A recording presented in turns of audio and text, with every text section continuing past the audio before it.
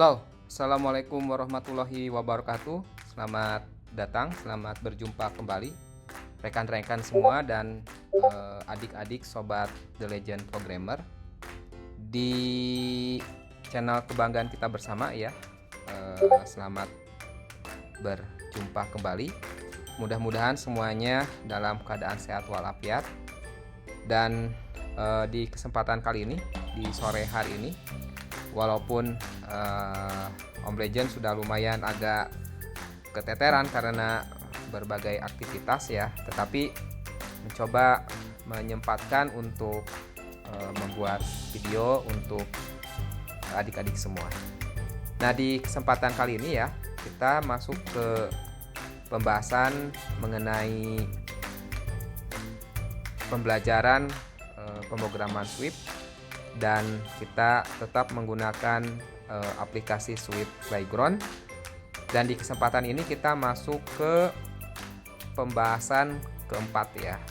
Nah, di kesempatan kali ini kita akan mencoba melakukan analisis dan desain yang lebih terarah ya, lebih terstruktur dibandingkan dengan cara-cara yang telah kita lakukan di video ke-1, ke-2, dan ke-3 ya. Kalau di video 1, 2, 3 kita hanya planning atau menganalisis lalu mendesainnya itu hanya kita lakukan di dalam benak kita atau dalam pikiran kita. Nah, kita di video kali ini kita coba apa yang kita pikirkan, apa yang kita analisis, kita tulis dahulu ya nanti, supaya kita bisa ngerevisinya terlebih dahulu ya, supaya kita juga punya catatan sejarah apa yang telah kita analisis, sehingga kita bisa tahu apa yang telah kita rancangkan atau desain dan apa nanti yang kita implementasi. Nah, di kesempatan ketiga juga kemarin kita telah mengenal teknik debugging ya, istilah bug dan teknik debugging. Dan kita nih di kesempatan keempat akan mencoba menerapkan teknik yang baru lagi ya, artinya teknik analisis dan desain yang lebih benar. Nah, untuk itu ya, sebelumnya Om Legend ingin memperlihatkan juga mungkin template dokumentasi yang bisa adik-adik gunakan selama proses pembelajaran dari sekarang sampai ke depan. Yang terpenting sebenarnya adik-adik semua terbiasa sebelum membuat code kita melakukan analisis dan desain ya. Nah, di sini Om Legend telah menyiapkan template-nya ya. Template yang akan kita gunakan ya. Jadi ada misalkan nama, tanggal latihan, waktu, judul training. Ini misalkan contoh analisis dan desain. Lalu nanti ada problematika ketika proses kita menerapkan codingnya ya, dan proses kita mengeksekusi code tadi. Lalu nanti juga ada solusi dari problematika yang kita semua dapatkan. Lalu terakhir kita juga akan mendokumentasikan pencapaian yang telah kita lakukan ya di tiap pelatihan. Nah, pencapaian ini nanti adik-adik bisa melakukan screenshot terhadap task yang telah beres dilakukan. Adik-adik screenshot dan bisa disimpan di sini. Nah, selain screenshot, adik-adik coba juga bisa menuliskan misalkan untuk menyelesaikan materi keempat, misalkan saya bisa menyelesaikannya dalam waktu misalkan 5 menit, atau saya menyelesaikannya dalam percobaan pertama, dan lain-lain.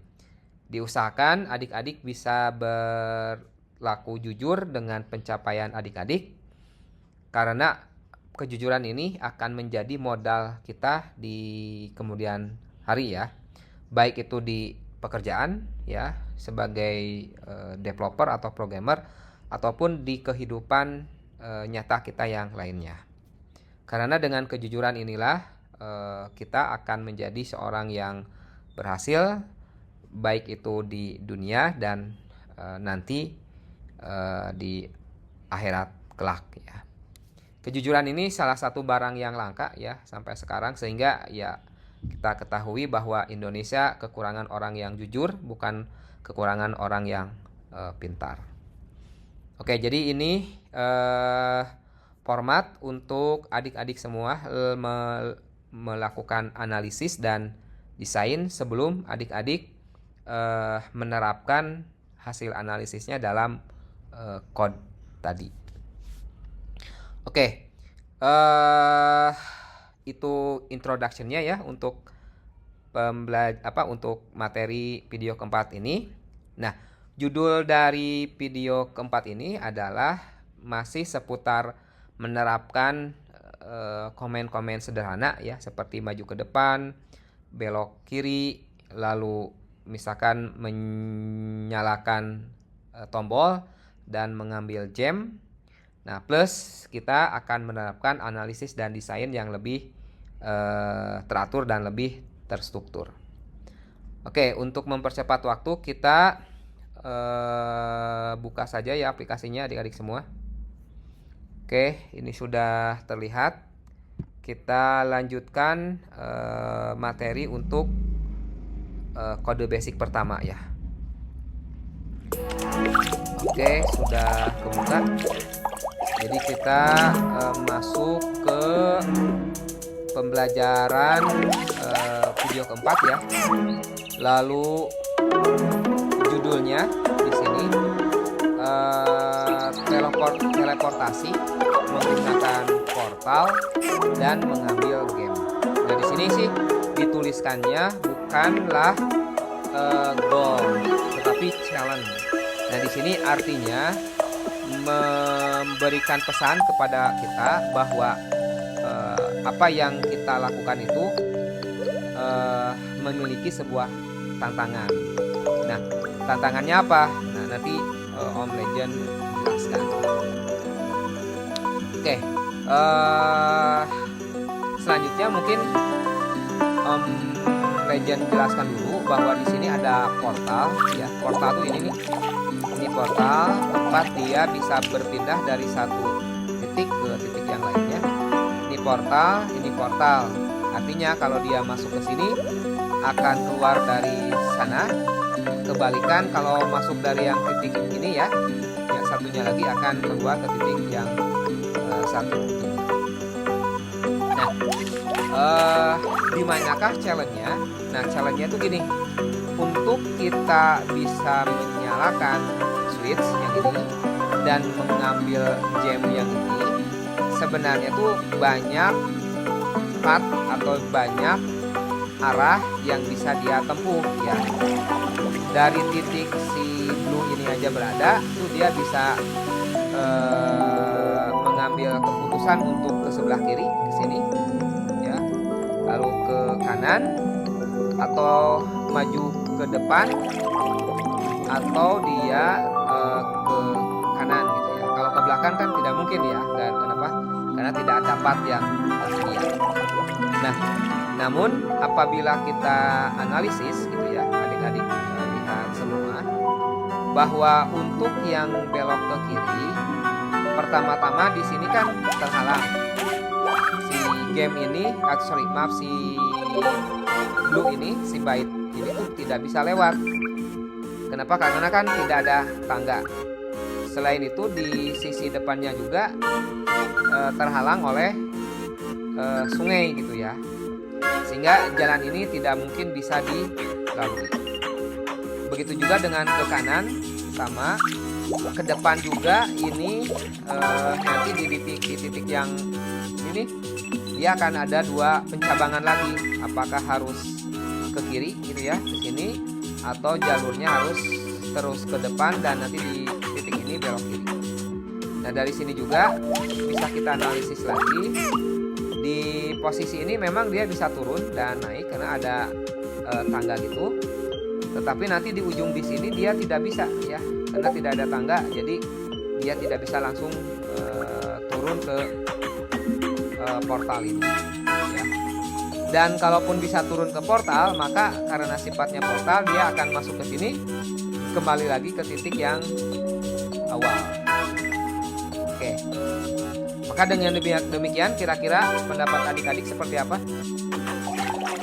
Oke, betul. Berarti salah satu solusinya adalah si Blue ini harus jalan ke depan ya, sampai sini, baru belok kiri, jalan lagi. Dan di titik ini dia harus menyalakan apa? Harus menyalakan switchnya. Lalu dia maju satu langkah, akan masuk ke portal. Maka dia akan muncul di sisi yang lain, ke portal ini. Lalu dia bisa maju ke depan atau belok kiri ya. Dua-duanya ini dimungkinkan. Misalkan kita maju ke depan ya. Setelah ada di posisi ini ya, lalu dia belok kiri dan dia maju ke depan 2 langkah, lalu dia mengambil game.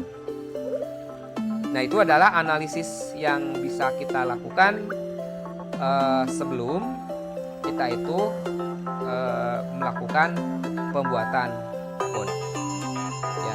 Nah, analisis ini sebaiknya adik-adik tuliskan di dokumen yang tadi ya. Supaya apa? Supaya kita bisa mengevaluasinya kalau terjadi kesalahan.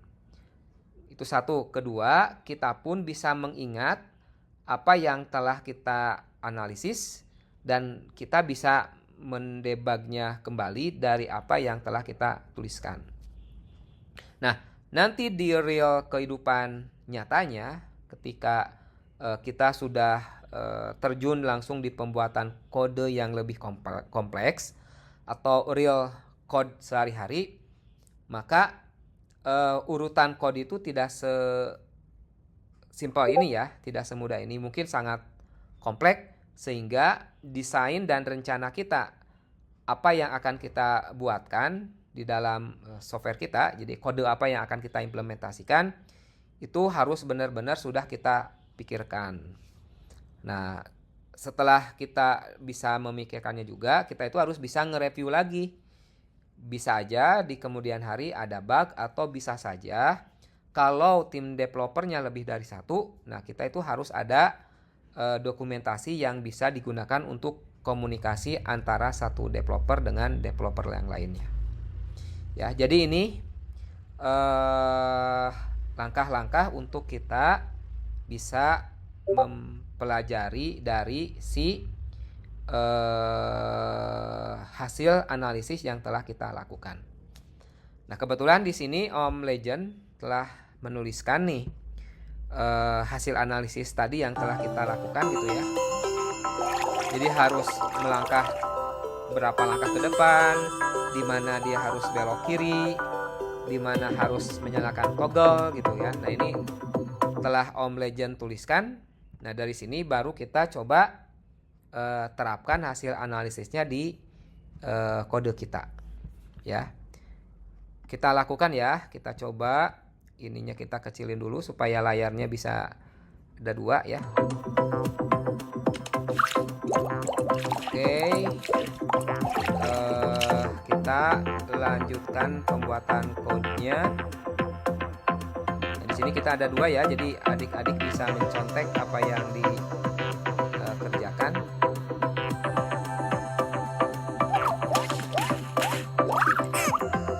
Oke, bentar. Disusun dulu ya supaya mudah. Oke, kita mulai pembuatan code ya. Tadi hasil analisis kita adalah 3 langkah ke depan dari posisi awal. Berarti dari posisi ini kita harus 3 langkah. Berarti kita harus menuliskan perintahnya move forward sebanyak 3 kali. 1, 2, 3. Oke, ini berarti asumsi kita bahwa si blue ini sudah ada di titik ini ya. Lalu setelah ada di titik sana, katanya kita harus melakukan belok ke kiri. Kita tinggal masukkan turn left, sudah belok kiri, lalu lakukan perintah 2 langkah ke depan dari sini ya. 1, 2, 1, 2. Nah, setelah 2 langkah ke depan, lalu kita suruh untuk menyalakan switch. Berarti kita tinggal mengetikkan atau menekan perintah untuk menambahkan sintak toggle switch. Oke, nah untuk taat hafal setiap pekerjaan ya, karena mungkin kita belum bisa menghandle sequence kode yang cukup panjang ya, kita belum bisa memikirkan dalam otak kita, maka sedikit aja dulu ya. Jadi ini misalkan 1, 2, 3, 4, 5, 6, 7 baris kode dulu. Kita coba eksekusi dulu ya, apakah ada yang salah atau enggak. Oke, kita coba.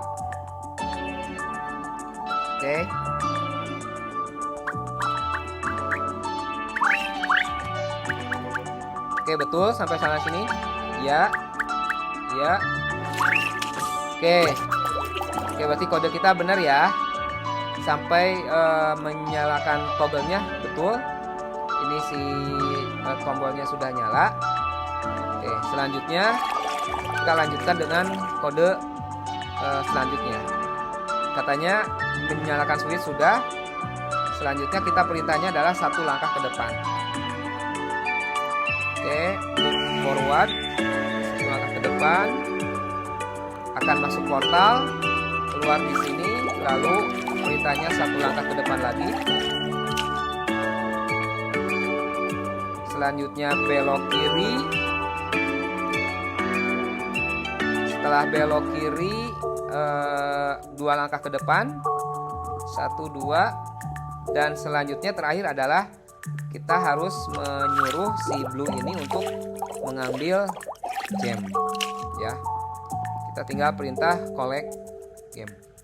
Oke, berarti total ada 1, 2, 3, 4, 5, 6, 7, 8, 9, 10, 11, 12, 13. Jadi ada 13 komen yang harus kita tuliskan.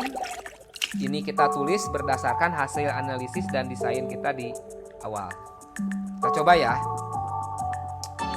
Gimana? Prediksinya benar gak? Atau ada kesalahan nih kira-kira? Oke, kayaknya sih adik-adik sudah yakin semua analisisnya benar ya. Oke, kita buktikan ya. Bismillah, 1, 2, 3. Oke, belagu juga ya dia. Iya, yang tadi benar. Ke depan, oke, keluar dari teleport. Belok kiri. Ya, hore. Yes, betul. Kode kita benar ya. Nah, kita coba screenshot. Ya. Nah, sudah di screenshot.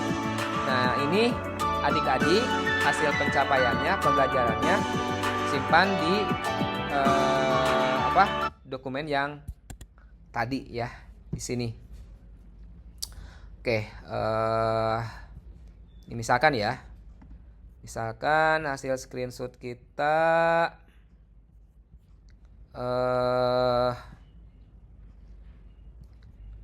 upload dulu ya. Stop.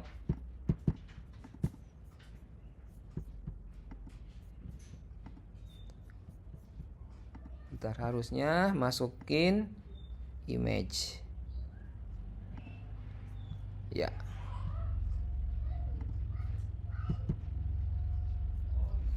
Oke ya, seperti itu. Jadi ini pencapaian yang telah kita lakukan.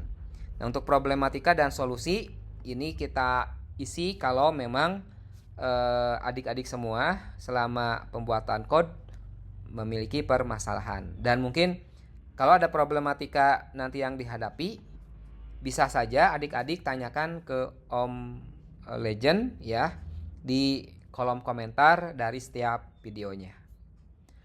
Oke, begitu adik-adik semua. Bagaimana training kita kali ini? Apakah cukup bisa dimengerti ya? Kalau ada pertanyaan, sekali lagi kata Om Legend, silakan adik-adik semua menyampaikannya di kolom komentar.